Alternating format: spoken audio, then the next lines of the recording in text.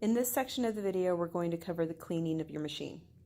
When you're done with surgery, you remove all of the tape from your machine. You take off the chuck, unlock it, take out your Harris blunt punch. You follow the instructions on the inside of your label for cleaning instructions for your punch. We're going to cover the cleaning section of your chuck in the next section. You're going to take some alcohol and some gauze, wipe down your handpiece motor, wipe down your base unit, wipe down your foot pedal. Proper cleaning and maintenance of your chuck is critical to the life of your safe system. Do not submerge the chuck in any type of liquid. Unlock your chuck, take out the silicone disc protector and Harris blunt punch, dispose of the silicone disc, relock your chuck, wipe down with alcohol.